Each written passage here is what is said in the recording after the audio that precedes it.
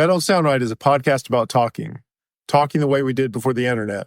When you could not prove anyone right or wrong, all the expertise was contained in the people involved in the conversation. We hope you enjoy our conversations. And as you listen, if you find yourself silently saying, "That don't sound right," send us a comment. You're one of us. Get up speed, as much speed as you can get, over about a tenth of a mile, not much. But both of them are not chickening out.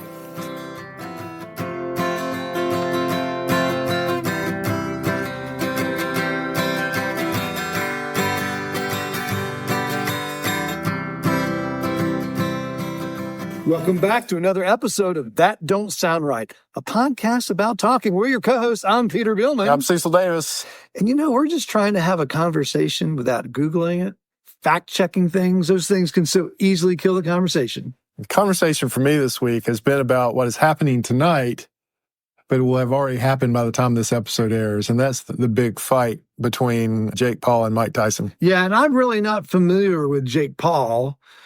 I'm not familiar with him at all. He's some kind of YouTube. Be like one of us fighting Mike Tyson. Well, I heard Jake Paul was popular. Yeah, that's right. Yeah, he has a lot of followers. But I just want to say, you're looking forward to this? I'm not a Mike Tyson fan. No, I'm looking forward to it. But I just want to say, I think Mike Tyson would just knock him into the next century. I really do.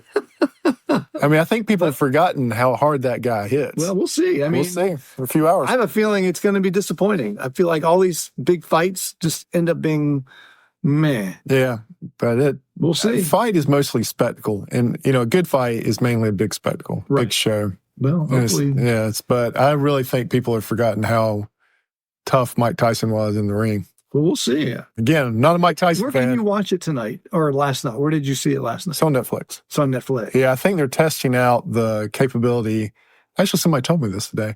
It's live. That they're testing out the live streaming capabilities of Netflix ahead of the December bowl games. So I think Netflix must be airing some December football games. Of the bowl games? Yeah. Oh, okay. Yep. All right. So tonight's topic we'll jump right into. I just need to add a disclaimer. Do not try this at home. Now, I know we've talked about this before. We've talked about things one should not try anywhere. Landing an airplane, stealing a train, which we've got building a submarine. We've gotten some emails about those things, about landing planes. Yeah, we got some strong email this week. We really did. I got many ewings about yawning. Yeah. Some people yawned during that episode. Did you yawn during the episode? I did not yawn during the episode. I did. I did not. I was driving and listening to it. I yawned. Yeah, I did not yawn during the episode. But we got some strong text about it too. Oh, we got some texts? Absolutely. On the secret text hotline. What did they say? Even the product tester weighed in and said that, remember? You were on the text line. Oh, I don't remember now. Yeah, about having to, he'd have to stop a sermon if he had to stop it. Oh, right. That's right. And we wouldn't want to have to. Well, the bottom line is if he sees you get up in the middle of the sermon, he knows you're maiden path. That's right. So do not try this at home. What are we not trying at home, Cecil? So did you ever play any version of Chicken when you were growing up? Oh, yeah. Chicken. This is where one person faces off to another into a game of wits and nerve. Right. Mano y mano. It's kind of like the drinking the poison in The Princess Bride, right? Yes. That's a big game of chicken. That's right, with Iocane Power. Yeah. The Princess Bride, I'm sure everybody catches that reference because that is a popular movie. So what was your game of chicken growing up? On your bike, riding your bike head on into each other. And whoever, turns away to avoid the collision is the chicken. I always chickened out. Did you? I always chickened out. Did you ever? Oh, every time. I would jump off of a ramp by myself and go flying out over something, but head on into somebody, chickened out. Do you think kids still jump off ramps? Yeah. Like build ramps and jump off them? Oh, yeah. It's universal. I think that thing, that'll never stop. We were, when the one or two times it snowed here in the past 10 years, people were building ramps to launch their sled on. So ramps are still a thing. We would do that here, build ramps to launch the sled. Did you ever pre-decide which direction you would go when you played chicken on a bike? Like you go right, I go left. I know. I don't think I never. That's not street chicken. If you No, decide. it's not. That means you're already planning to divert. I'm always Right. planning to go straight. Yeah. So you would chicken out. I would chicken out. Yeah. You ever done it in a car? No. I can't think if I've ever played chicken in a car before. I was on all right, so the game of chicken, for those of y'all for all of our international listeners, is where one person challenges another person to whatever activity it is, and then you win by not chickening out, by lasting the longest. So if you're hanging from a bar, whoever can hang from the bar the longest, right? That's a bit of endurance, not really. Yeah, well, endurance. Fear, right? Well, right, not fear. And so you're riding bikes toward each other, playing chicken in a car, which is incredibly dangerous. Yeah. Right. This was during the 80s, so it makes sense in the 80s, but we were on a school bus one time, and we had a high school driver, and the bus. Oh, a high school driver. Yeah, we had a high school driver. Were you in middle school? I was in middle school, Okay. and high school drivers would drive the bus. I think I remember you telling me about this. About this incident? No, not this incident, that just high school kids would drive the middle schoolers around. Yeah, does that not happen anymore? I don't know. I don't remember it ever happening. Yeah, we had a whole group at our high school. In fact, I took the course. That's a whole other episode. Yeah, I took Cecil. the course to drive the school bus in high school. In the world, can you imagine? But I didn't end up doing it. But yeah, so high school kids would drive us middle schoolers around in bus. The big normal size bus. The big yellow bus, yeah. I mean, you have to have a commercial driver's license with a Class C rating around here to do that. Or I don't think, you took a course so you could get the Class C in high school. Wow. But they changed the law. I think they changed the law. You got to be 21 to go That's right. on them. So this was back when you could still drive a bus. My dad drove a school bus in high school. He drove kids around. I bet you your dad drove when he was 17. Well, yeah, he started driving probably when he was pretty young. Yeah. But playing chicken and... So we lived in Cary, and right between these two streets, it was Union Street and like Cornwall Street, there was these single lane roads that went around a park. Okay. Like there was a little creek that ran between these two streets. This is Cary, North Carolina. Cary, North Carolina. A suburb of Raleigh. A suburb of Raleigh. And there was this little creek, and it had like basically a one lane road in this residential area that kind of circled the creek. But they connected on each side to these larger roads. Okay. One day they were dropping off kids. So my bus was dropping off What was your kids. bus number? Do you remember? I don't remember the bus number. And remember, I mean, these buses were packed. And so we would stand up. I mean, there would be people standing up. Windows were down, and people were standing in the aisle until the first couple of stops. Because it was so full? It was so full. Oh, you couldn't do that today.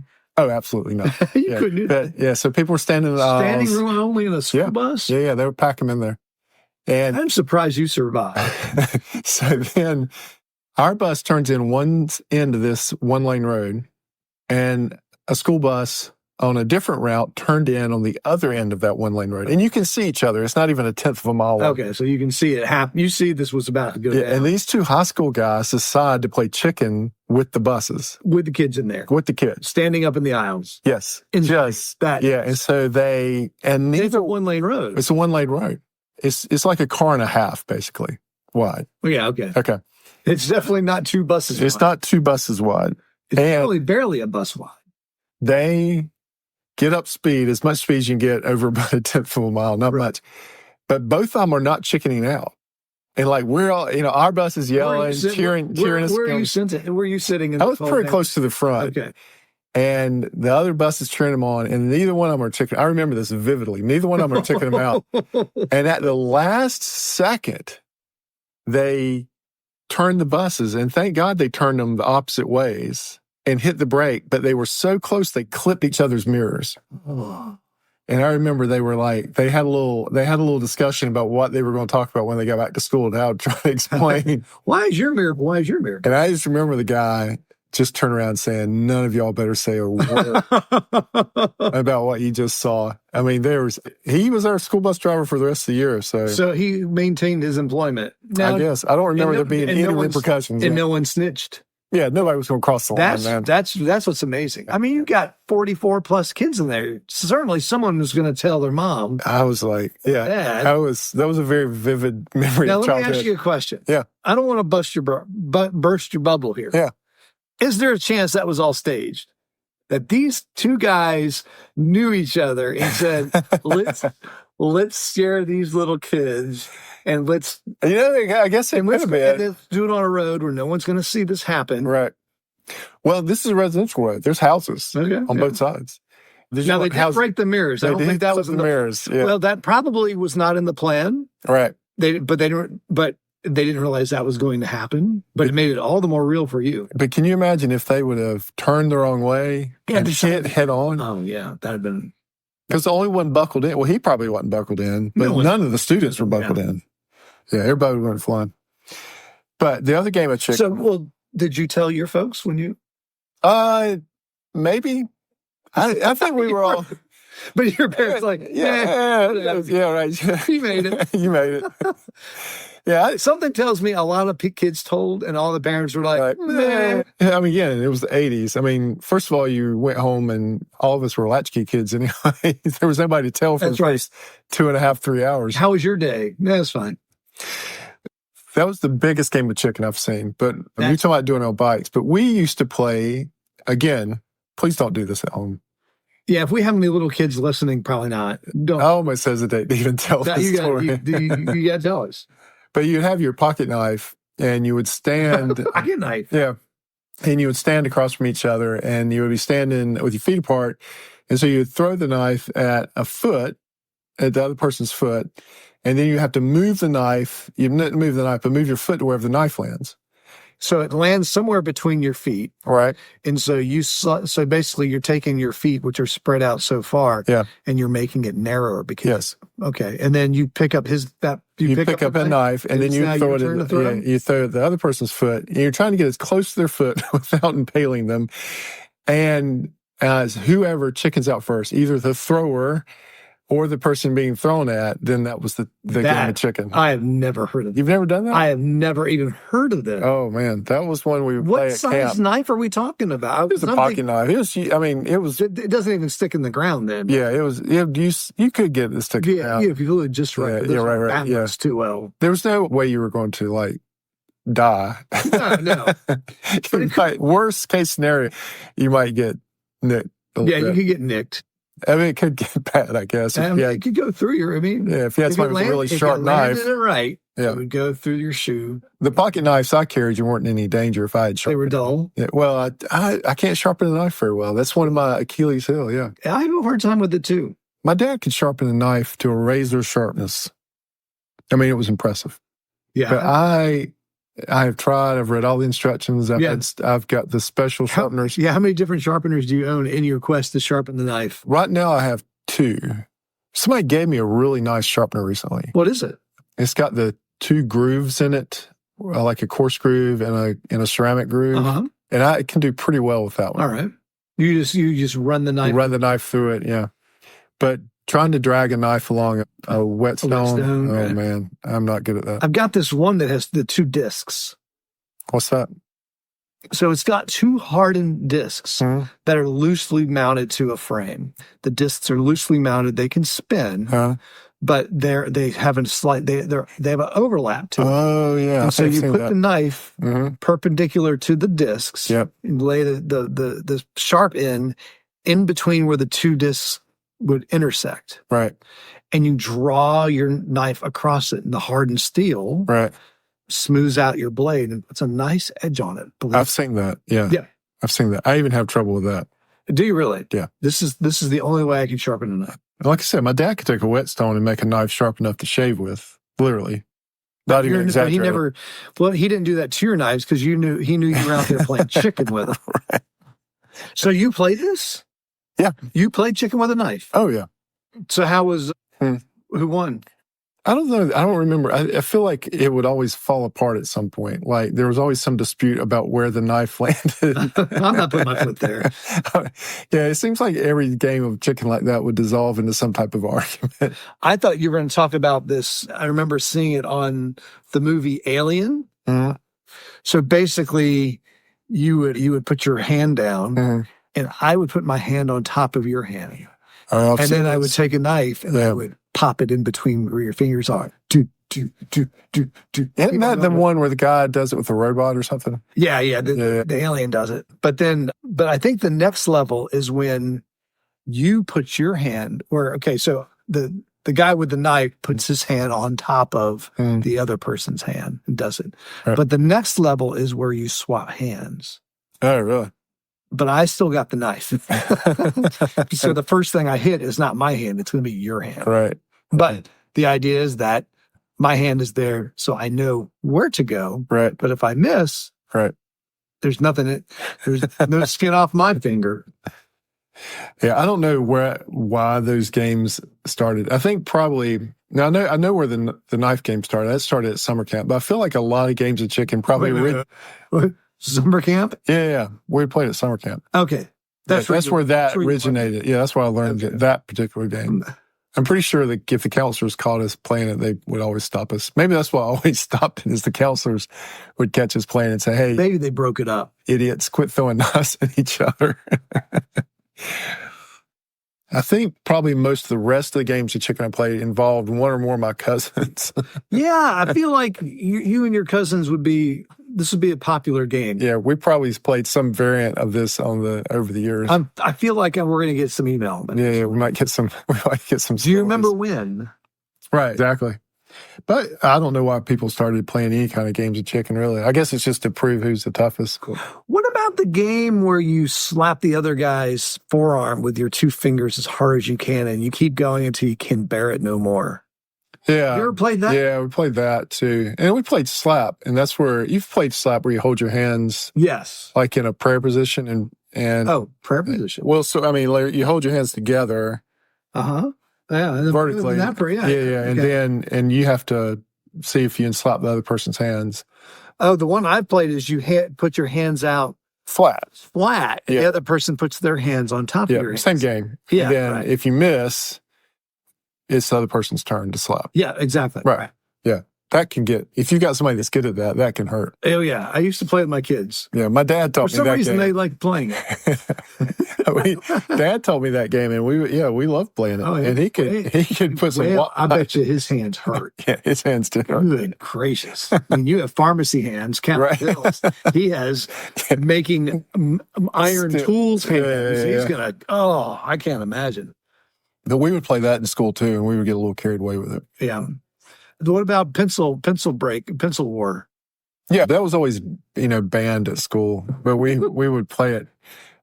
Oh man, that reminds me. When you hold the pencil out, right, and you have to take the other person takes their pencil and tries to break it. That reminds me, I saw something very similar to that I thought would make a great episode, but it fits in this. It's called Conkers. Have you seen this? Conkers. And there's like a professional level, and it's like, I think we call them in the U.S. Buckeyes. Okay. They're like... It's like a nut. It's like a big acorn. It's like a big acorn. I think we call them Buckeyes. They look like a Buckeye to me. But anyways, there's this international competition or national competition, and you put a Buckeye or this conker on a string, and you sling it at somebody else's conker, and then whichever one breaks, they lose. There seemed to be... They see too much skin in the game on this one. These people seem to take it very seriously. So here's a game. Here's one. I think this is a game of chicken. And I don't know if you'd have the nerve to do it. I don't think I would. But the big cheese rolling contest. No, I saw that. This? Yeah, no, have you seen this? Yes. Did you know that so far the 2-time female champion is an NC State grad? Yeah, I saw that. Yeah, no, I'm out. Jack, my son, he's got the shirt. Did he do it? No, he didn't do it, but they were selling T-shirts at NC State with her name and face on it, saying 2-time champion. Describe what this is. So it's this massive, very steep hill. I mean, it's one of those hills where if you were standing on it, you could reach out and touch it, touch the hill. It's so steep. Okay. I mean, it's very steep. So not far off of 90 degrees is what it sounds like. It's not far. It doesn't, but it's very uneven. Right. And, it changes pitch. And I want to say the hill has got to be 100 yards long. I mean, it's a very long one. It's probably about the length of a football field. And the games is everyone's at the top and they roll a big chunk of cheese, big roll of cheese, and that's when the race starts.